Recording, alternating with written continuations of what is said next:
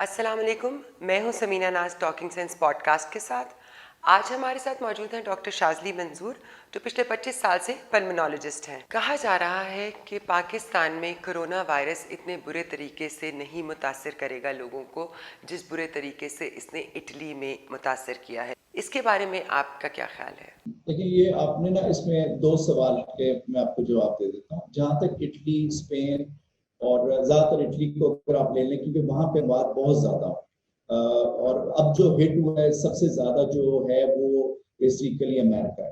तो इसमें अगर हम डेमोग्राफिकली देख लें, डेमोग्राफिकली ये कि अगर हम चीज़ों को स्प्लिट कर लें according to their age, to their disease, to their sex, तो उसमें अगर हम डेमोग्राफिकली देखें तो इटली में ज्यादातर वो लोग अमवात ज्यादा हुई थी जो लोग बूढ़े लोग थे, 70+ में देखा गया।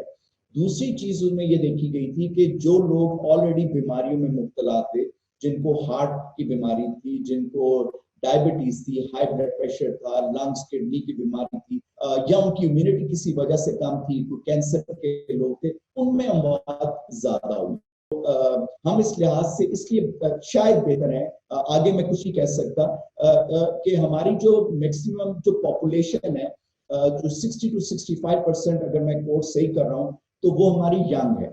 तो हम इस लिहाज से शायद हमारी इम्यूनिटी यंग लोगों में ज्यादा होती है, हम इस बीमारी से शायद अभी उतने इफेक्टिव नहीं हुए। लेकिन हैविंग सेड दैट, हमें अभी कुछ नहीं पता, क्योंकि वो ममालिक इसी स्टेट से निकल के गए हैं और ये सर्च अभी ऐसा ऐसा हम भी अपने यहाँ देख रहे हैं, स्टोरी बीमारी ज्यादा।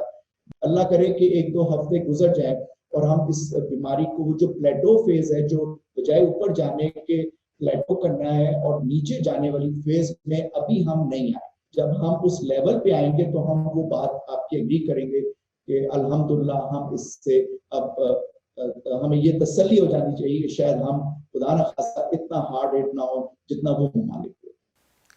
एक और सवाल है इसी से मुतालिक डॉक्टर साहब कि ये कितना ज़्यादा ज़रूरी है कुछ पेशेंट्स जो हार्ट पेशेंट्स हैं जिनके पहले से ही अमराज हैं, डायबिटीज़ का या लंग्स का इशू है या कैंसर के मरीज़ हैं, उनके लिए ये वायरस क्या ज़्यादा ख़तरनाक है बनिस्बत उन लोगों के जो कि सेहतमंद हैं, और क्यों और कैसे?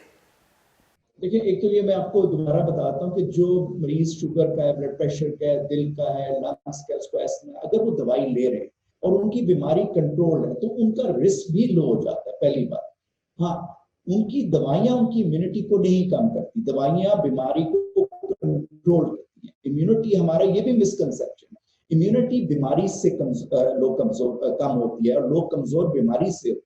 दवाई तो उसको कंट्रोल करने के लिए दी जाती है, हाँ उनके अलग साइड इफेक्ट हो सकते हैं। दूसरा ये है कि इन दवाइयों से कोरोना की मल्टीप्लिकेशन या कोरोना का रिस्क उनका लेने का आम लोगों के तरह ही होगा, एक्सपोजर, लेकिन जब वो ले लेंगे तो उनका थोड़ा रिस्क आम लोगों से ज्यादा है।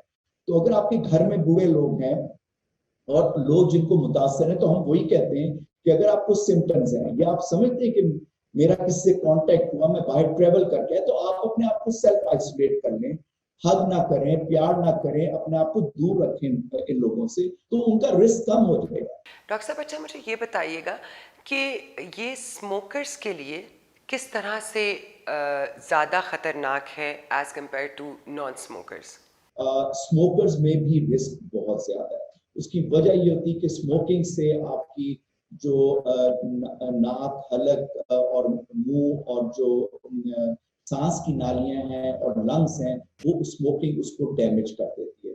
उसमें जो डिफेंस मैकेनिज्म है लड़ने के लिए अंदर हमारे एक पूरा सिस्टम है, उसको वो डैमेज कर देता है स्मोकिंग। तो जब भी कोई जरासीम होगा, चाहे वो वायरस हो, बैक्टीरिया हो, वो ज्यादा इनको जो है बीमारी में मुब्तला कर सकता है और ये ज्यादा बीमार हो सकते हैं आम लोगों की निस्बत। जी डॉक्टर साहब, जैसा कि मैंने अभी कहा कि हर कोई सोशल मीडिया एक्सपर्ट और डॉक्टर बन गया है, बहुत ज़्यादा ये बात हो रही है और मीडिया पे भी आ रही है कि क्लोरोक्वीन एक दवाई है जिसको इस्तेमाल करने से आप अपने आप को इस वायरस से बचा सकते हैं। तो आप प्लीज़ इसके बारे में कुछ वजाहत करेंगे? देखिए, पहले अगर आप कुछ साल पहले चले जाए ना, इतनी इंफॉर्मेशन नहीं थी सोशल मीडिया पे। और अब लोगों ने सोशल मीडिया पे भरमार कर दी है, कहीं से भी कोई खबर सुनते हैं, चाहे वो दवाइयों के बारे में है, चाहे वो अब टोटके हैं, जिस तरह आपने पहले जिक्र किया, तो वो इंफॉर्मेशन आगे भेजना शुरू कर देते हैं। अभी तक टू डेट कोई दवाई रेकमेंड नहीं हुई FDA की तरफ से, WHO की तरफ से, या CDC की तरफ से, या कोई वैक्सीन। अब उसमें बहुत सारे लोगों ने अपने मीडिया में, बहुत सारे, मैं कहूँगा हमारे भी डॉक्टर्स ने भी कम्युनिटी के ये अपने साथ जो इंफॉर्मेशन आई उन्होंने भी आगे भेज दी। शायद वो चाहते हों कि लोगों तक इंफॉर्मेशन पहुंचे, डॉक्टरों तक, तो वो एक लिहाज से फैल गई। और वही फिर डिस इंफॉर्मेशन होगी, मिस इंफॉर्मेशन होगी, जिससे नुकसान बहुत हो सकते हैं। मैं आपको एक सिंपल सा एग्जांपल देता हूँ कि फ्रांस में रिसेंटली जहां से खबरें आ रही थी कि फ्रांस ने भी कुछ दवाइयां टेस्ट की, हम चाइना ने भी टेस्ट की, उसमें लोगों ने जाके प्रोफाइलेक्टिकली, बचाव के लिए, प्रिवेंटिव के तौर पे, यही दवाई जो आप जिक्र कर रहे हैं, जिसको हम एंटी मलेरियल या एंटी पैरासिटिक दवाई कहते हैं, ये जाके उन्होंने खरीदी। और एक डेथ हो गई उस बंदे की, वो क्रिटिकली सिक हो गया। और उसकी बीवी ने भी वो प्रिवेंटिव ली हुई थी। जब वो फौत हो गए तो उसकी बीवी भी क्रिटिकली सिक हो गई और वो वेंटिलेटर पे पहुंच गई। इन दवाइयों के साइड इफेक्ट भी हैं, ये दूसरी दवाइयों के साथ इंटरेक्ट कर सकते हैं, इनका गुर्दों को डैमेज कर सकते हैं, लिवर को डैमेज कर सकते हैं, हार्ट को डैमेज कर सकते हैं। तो जैसे मैंने आपको कहा कि ये काम डॉक्टरों का है, उन डॉक्टरों का है जो इन बीमारी को इस टाइम लगे हुए इसको ट्रीट करने के लिए। मतलब उसमें डॉक्टर है, मेरी तरह के पल्मोनोलॉजिस्ट होंगे, इंटेंसिव केयर यूनिट के स्पेशलिस्ट होंगे।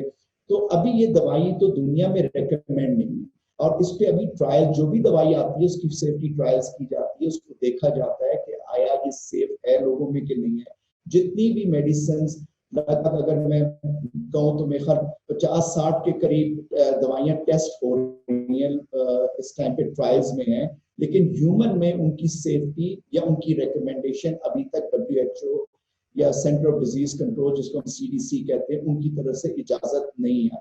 डॉक्टर साहब, आपको क्या लगता है कि हमारे यहाँ एक स्ट्रैटेजी का, एक हिकमत अमली का फुकदान है इस वक्त?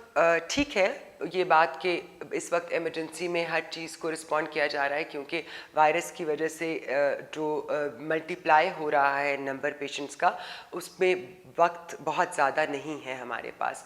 लेकिन इमरजेंसी स्ट्रैटेजी बनाने की एक बहुत ज़्यादा ज़रूरत है, क्योंकि वो स्ट्रैटेजी सबको एक ही पेज पे लेके आएगी और उसमें हेल्प करेगी। तो इसके बारे में आप क्या कहते हैं? देखिए, हो सकता है हम लोग शायद लेट एंटर हुए हैं इसमें, लेकिन अगर हम लेट एंटर भी हुए थे, और अगर आप इस पेंडेमिक को दुनिया में देख लें, तो हमारी इतना ज्यादा ग्राफ ऊपर नहीं है। वो हो सकता है कि सिम्टोमेटिक हो, जिनमें अलामत ना हो। बहुत से लोग हमसे मिस हो गए। देखिए, ये ताफ्तान से आया था, और सिंध ने, जब बलूचिस्तान से निकला तो सिंध ने बहुत अच्छा काम किया। बलूचिस्तान ने भी उनको जो है क्वारंटीन किया, और पंजाब ने फिर वो एक्शन लेना शुरू किया। देखिए, हर सूबा आप अपने आप को बेहतर दिखाएगा, और वो दिखा रहे हैं। वो आपकी एक बात ठीक है कि जब ये हुआ था, और वो जब लोग जहाज में यहाँ आए हैं, चाहे वो किसी भी मुल्क से आए हों और ताफ्तान से आए थे, उनका हमारे पास ट्रैक रिकॉर्ड नहीं था। कोई टास्क फोर्स नहीं थी जो उसको बता सकती एक्चुअल, उसमें हम लेट थे। मैं अपना खुद ये एडमिट करता हूँ आपके इसमें प्रोग्राम में भी, कि हम लोग जो थे, मतलब एज ए कंट्री, हम लोग इसको एकदम से रियलाइज नहीं कर सके कि अगर वो जहाजों से लोग आ रहे थे, या वो ताफ्तान से, वो किधर गए, किन इलाकों में गए, उसका मेरे ख्याल से ट्रैक रिकॉर्ड इतना अच्छा नहीं था। लेकिन बहुत जल्द ही जो भी सूबाई हुकूमतें थी, उन्होंने इस चीज को रियलाइज किया, और अब ये वेल कंट्रोल है। शुक्रिया बहुत बहुत डॉक्टर शाजी मंसूर, आपसे बात करके आज मुझे एक बात का अंदाज़ा हुआ कि हमें कोरोना से डरना नहीं है, वाकई हमें उसका अक्लमंदी से और एहतियात से सामना करना है। Thank you once again. अगले शो तक के लिए अल्लाह हाफ़िज़।